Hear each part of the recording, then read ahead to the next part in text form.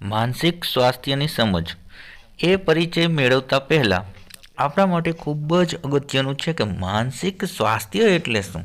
તો માનસિક સ્વાસ્થ્યને આપણે સારી રીતે સમજવા માટે આપણે જે બે શબ્દોથી પરિચિત છીએ, જે બે શબ્દો આપણે દરરોજ જે બીમાર પડીએ છીએ એટલે કે શારીરિક આરોગ્ય અને શારીરિક રોગો, તો આ બે શબ્દો છે એનાથી તમે ખૂબ પરિચિત છો કે જેમાં શારીરિક રોગોથી બચવા માટે આપણે શારીરિક આરોગ્ય જાળવીએ છીએ, જેમાં સ્વચ્છતા સાથે જોડાયેલી બાબતો હોય, કોઈ શ્વસનતંત્ર હોય, જ્ઞાનતંત્ર હોય કે કોઈ પણ હોય જે શારીરિક રોગનું કારણ બને તેના આપણે જાળવણી કરીએ છીએ, કાળજી રાખીએ છીએ અને એની ડૉક્ટરની સલાહ પણ લઈએ છીએ.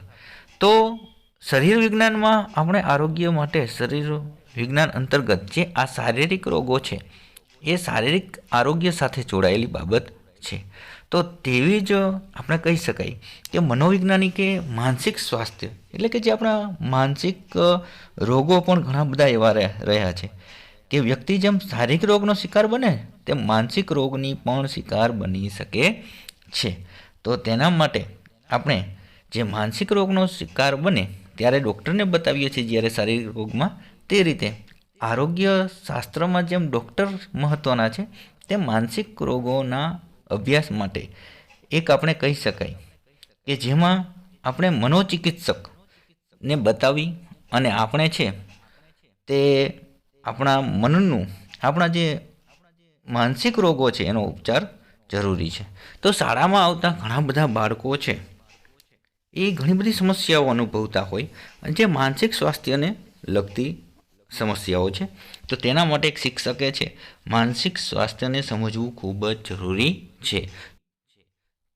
તો શિક્ષક માટે માનસિક આરોગ્ય એ સમજવા માટે સૌપ્રથમ માનસિક આરોગ્ય શાસ્ત્રની સંકલ્પના સમજવી જોઈએ. ત્યારબાદ આપણે માનસિક સ્વાસ્થ્યની સંકલ્પના સમજી અને તેના આધારે આપણે ચર્ચા કરી અને માનસિક આરોગ્ય તરફ આપણે જશું. તો માનસિક બે શબ્દ તમે યાદ રાખજો, માનસિક આરોગ્ય શાસ્ત્ર અને માનસિક સ્વાસ્થ્ય. તો માનસિક આરોગ્ય શાસ્ત્રના શબ્દને સમજીએ અથવા એની સંકલ્પનાને સમજીએ કે આપણે કહી શકાય કે માનસિક આરોગ્ય શાસ્ત્ર એટલે એને અટકાવવા માટે, એની માનસિક બીમારીઓ ન થાય તેના માટે આપણે જે વેગ આપવાના ઉપાયો, મહત્ત્વ, જે અમુક જે બાબતો છે ધ્યાનમાં લેતા હોય તે છે માનસિક આરોગ્ય શાસ્ત્ર. ઘણી બધી વ્યાખ્યાઓ છે જેમાં ક્રો એન્ડ ક્રોભાએ પણ વ્યાખ્યાનું વર્ણન કરતાં કહેલું છે કે વ્યક્તિના માનસિક સ્વાસ્થ્યની જાળવણી, તેને વેગ આપવા માટેના સિદ્ધાંતો, તેની પ્રયુક્તિઓ, તેના વિકાસ માટે, તેના અમલ કરવા માટે જે કંઈ બાબતો છે એને અનુકૂલન થવા માટે જે માનસિક વિચલિતતાઓ હોય, ચિંતાઓ હોય, અસાધારણતાઓ હોય એનો અટકાવવા માટેના સારવાર અને ઉપાય માટેના સિદ્ધાંતો અને પ્રયુક્તિઓ વિકસાવવામાં આવે અને એનો અમલ કરવાનો પ્રયત્ન કરવામાં આવે એ છે માનસિક આરોગ્ય શાસ્ત્ર. આ વ્યાખ્યા છે તમે નોટ કરી લેજો. માનસિક આરોગ્ય શાસ્ત્રની વ્યાખ્યા જ્યારે પૂછાય તો આપણે કહી શકાય કે અમેરિકન મનોચિકિત્સા વિષયક સંઘે આપેલી વ્યાખ્યા છે કે માનસિક આરોગ્ય શાસ્ત્ર પૂર્વ સારવાર અને અટકાવવાના પગલાઓ વડે માનસિક બીમારીઓની ઘટનાઓ ઘટાડવાના અને માનસિક સ્વાસ્થ્યને વેગ આપવાના ઉપાયો ધરાવે છે. જો સમજો, અમેરિકન મનોચિકિત્સા વિષયક સંઘ શું કહે છે કે માનસિક આરોગ્ય શાસ્ત્ર એટલે શું, તો કે પૂર્વ સારવાર અટકાવવાના પગલાઓ વડે માનસિક બીમારીઓની ઘટનાઓને ઘટાડવાના અને માનસિક સ્વાસ્થ્યને વેગ આપવાના. એટલે જેમ ડૉક્ટર શારીરિક સ્વાસ્થ્ય માટે આપણે કરે છે કે શું કરે છે તો કે બીમાર પડીએ ત્યારે જે ટ્રીટમેન્ટ કરે છે, એવી રીતના માનસિક આરોગ્ય શાસ્ત્ર એટલે શું તો કે પૂર્વ સારવાર, જે માનસિક બીમારીઓ હોય એના માટે ઘટાડવાના તમામ ઉપાયો કરે છે. તો આપણે જોઈએ તો બીજી એક વ્યાખ્યા છે જે ક્લેઈને આપેલી છે કે માનસિક આરોગ્ય શાસ્ત્ર મનની તંદુરસ્તી અને કાર્યક્ષમતાને જાળવવા, તેનું વાસ્તવિકીકરણ કરવા સાથે સંબંધ ધરાવે છે. કે માનસિક આરોગ્ય શાસ્ત્ર શું છે તો કે મનની તંદુરસ્તી અને કાર્યક્ષમતાને જાળવવા માટે, તેનું વાસ્તવિકીકરણ કરવા માટે સંબંધ ધરાવે છે. તો આ છે માનસિક આરોગ્ય શાસ્ત્રની વ્યાખ્યા. તો આપણે કહી શકાય કે માનસિક જે બીમારીઓ છે તેના માટે જે કંઈ પ્રયત્નો કરે છે તે છે માનસિક આરોગ્ય શાસ્ત્ર. તો તેના આપણે કહી શકાય કે હેતુઓ કેટલા છે. તો મુખ્યત્વે તમને પૂછવામાં આવે તો માનસિક આરોગ્ય શાસ્ત્રના મુખ્યત્વે 3 હેતુઓ છે: અટકાવ, જાળવણી અને ઉપચાર. જો પહેલાં અટકાવવા માટેના પગલાઓ, પછી જાળવણી કરવામાં આવે અને પછી એનો ઉપચાર કરવામાં. આ 3 હેતુઓ છે એ ક્રો એન્ડ ક્રોએ રજૂ કર્યા છે આરોગ્ય શાસ્ત્રના. યાદ રાખજો, બરાબર છે. તો આ એના હેતુઓ હતા, આ આરોગ્ય શાસ્ત્રની સંકલ્પના હતી. હવે આપણે કહી શકાય કે માનસિક સ્વાસ્થ્યની સંકલ્પના, એનો કન્સેપ્ટ ખૂબ આઈએમપી છે. તો આપણે કહી શકાય કે માનસિક સ્વાસ્થ્ય એટલે શું? તો માનસિક સ્વાસ્થ્યને પહેલાં તો અંગ્રેજી શબ્દ લઈ લેવાનો, કે અંગ્રેજી શબ્દ તેને મેન્ટલ હેલ્થ તરીકે ઓળખવામાં આવે છે, જેનો ગુજરાતી અનુવાદ આપણે કહી શકાય માનસિક સ્વાસ્થ્ય અથવા માનસિક તંદુરસ્તી. તો કાર્ટર વી ગુડે શબ્દકોશ પ્રમાણે મેન્ટલ હેલ્થનો અર્થ એ રીતે આપ્યો છે કે ધ વોલનેસ સમનેસ ઓફ ધ માઇન્ડ. એટલે કહેવા માંગે છે કે મનની આરોગ્યપ્રદતા મેન્ટલ હેલ્થનો સમસંબંધ એટલે કે ફિઝિકલ હેલ્થ સાથે રહેલો છે. જો માનસિક જે આપણે કહી શકાય કે બાબતો જોડાયેલી સીધી જ શારીરિક સાથે રહેલી છે. તમે જેમ ચિંતામાં હશો, આપણને ખબર છે ડાયાબિટીસની બધા જે કારણો છે એ બધા રોગો ક્યાંથી આવે છે? તો ક્યાંક ડૉક્ટર તમને એમ કહેશે કે તમને ચિંતા સાથે જોડાયેલી બાબત છે. તો આપણે કહી શકાય કે માનસિક અને શારીરિક જે એકબીજાના જે આરોગ્ય સાથે એકબીજાને અસર કરનારા પરિબળ છે. તો શારીરિક આરોગ્ય અને શારીરિક અવયવો સાથે સંબંધિત છે એવા માનસિક સ્વાસ્થ્ય વ્યક્તિના મન અને તેના કાર્ય સાથે પણ સંબંધિત છે. હવે આની પણ વ્યાખ્યા જોઈ લઈએ કે સંકલ્પનામાં પૂછી શકાય કે માનસિક સ્વાસ્થ્ય સંપૂર્ણ રીતે સંતુલિત વ્યક્તિત્વના વિકાસ સાથે સંબંધ ધરાવે છે. આ વ્યાખ્યા આપેલી છે વાલ્ટિન જેઈડબ્લ્યુ ભાઈ એમ કહે છે કે માનસિક સ્વાસ્થ્ય સંપૂર્ણ રીતે સંતુલિત વ્યક્તિત્વના વિકાસ સાથે સંબંધ ધરાવે છે. જો માનસિક સ્વાસ્થ્ય શું છે? સંપૂર્ણ રીતે સંતુલિત વ્યક્તિત્વ. તો સંતુલિત વ્યક્તિત્વ એટલે કેવું વ્યક્તિત્વ કહી શકાય કે સંતુલન જાળવી શકે સમાજ સાથે, કોઈ પણ સમસ્યાઓ આવે, બરાબર છે.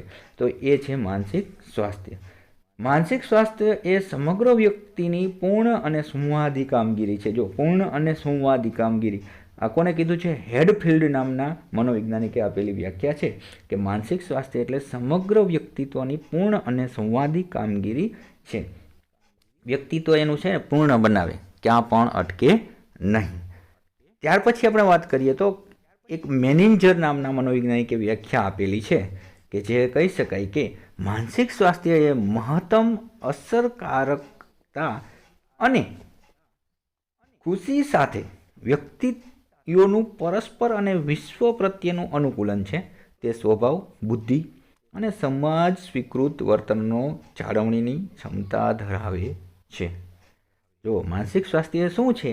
તો કે મહત્તમ એટલે વધુમાં વધુ અસરકારક ખુશી સાથે વ્યક્તિનું પરસ્પર અને વિશ્વ પ્રત્યેનું અનુકૂલન છે. તે સ્વભાવ, બુદ્ધિ અને સમાજ સ્વીકૃતનો વર્તનનો જાળવવાની ક્ષમતા રહેલી છે. તેને માનસિક સ્વાસ્થ્ય કહી શકાય. આ તમામ વ્યાખ્યાઓ પરથી કહી શકાય કે માનસિક સ્વાસ્થ્ય એટલે શું?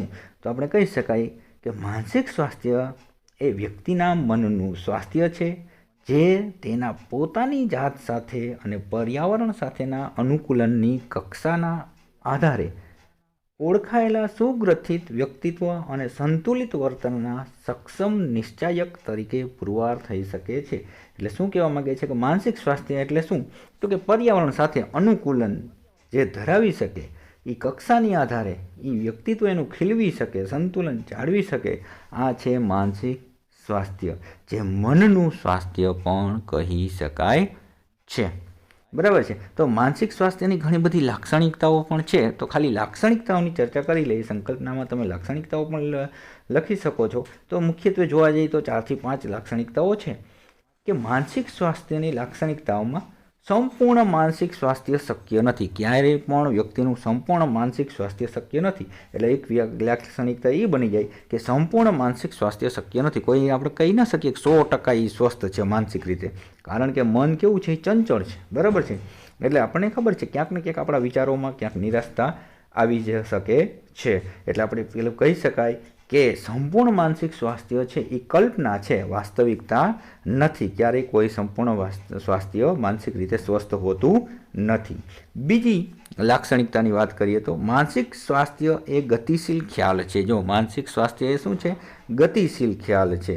ત્રીજી લાક્ષણિકતા કે માનસિક જે શારીરિક સ્વાસ્થ્ય વિના માનસિક સ્વાસ્થ્ય મેળવી શકાય નહીં. પહેલાં શારીરિક હોવા જોઈએ, પછી જ માનસિક સ્વાસ્થ્ય મેળવી શકે. ત્યાર પછીની લાક્ષણિકતા કે માનસિક સ્વાસ્થ્ય અને માનસિક ક્ષમતા એ બંને સમાન નથી. આ બંને સમાન નથી કારણ કે કોઈ પણ સફળ વ્યક્તિ છે એ માનસિક રીતે સ્વસ્થ ન પણ હોય છતાં શારીરિક સ્વસ્થ હોય તો પણ તે સુખી હોય, પણ ચિંતાતુર હોય તેવું શક્ય છે. કારણ કે સફળ છે અને ચિંતા ન હોય એવું ન બની શકે. તો આ હતી લાક્ષણિકતા જે ચર્ચાઓ કરી હતી તેની વાત કરીએ તો આ માનસિક સ્વાસ્થ્યની મુખ્યત્વે 4 લાક્ષણિકતાઓ, જેમાં કહી શકાય સંપૂર્ણ સ્વસ્થ નથી હોતો કોઈ પણ વ્યક્તિ માનસિક રીતે.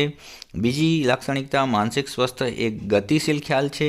ત્રીજી લાક્ષણિકતા શારીરિક સ્વાસ્થ્ય વિના માનસિક સ્વાસ્થ્ય મેળવી શકાય નહીં.